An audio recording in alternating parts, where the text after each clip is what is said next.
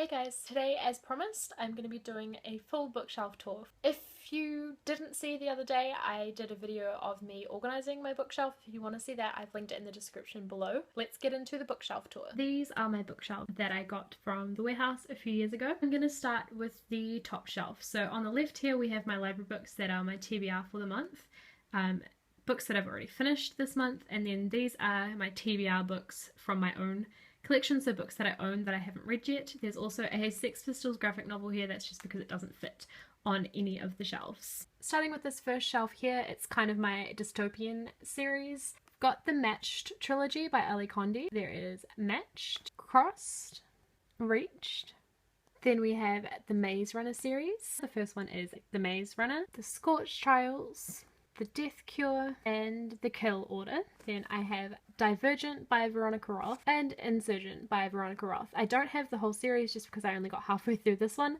I'll reread it at some point, and if I do enjoy it, I will buy the rest of the series. So the next shelf over here is mostly non-fiction or stuff that isn't novels. I've got Russell Brand's My Bookie Book, which is his autobiography. Fierce, which is Kelly Osbourne's autobiography. Call Me Sasha by Gina Lee, The Bling Ring by Nancy Drew Sales, How Language Works by David Crystal, Boy by Roald Dahl, and Tales of the Unexpected by Roald Dahl, The Lone Ranger and Tonto Fist Fight in Heaven by Sherman Alexie, which is a collection of short stories, the two Penguin Black classics that I have finished reading, The Figure on the Carpet by Henry James, and The Maldive Shark by Herman Melville, Howl by Allen Ginsberg, which is a collection of poetry, The Game by Neil Strauss, a collection of poetry by John Keats, Sophie's Legacy by Leslie Elliott, a photo book about the Rolling Stones, and a Marilyn Monroe coffee table type book. It's also got a DVD about her life. The next shelf I have the Hunger Games trilogy by Suzanne Collins and a lot of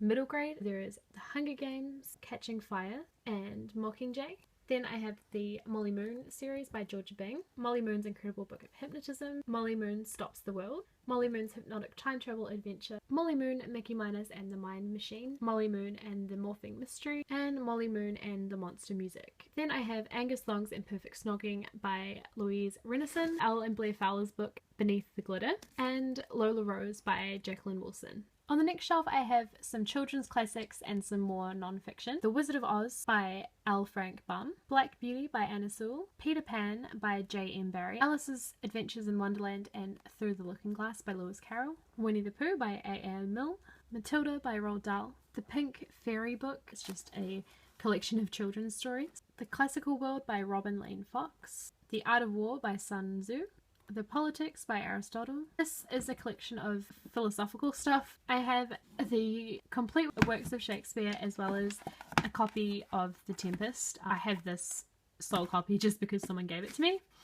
The next two shelves down are basically contemporary, so I've got all the Bridget Jones books by Helen Fielding. So there is Bridget Jones's Diary, Bridget Jones' Edge of Reason, Bridget Jones' Mad About the Boy.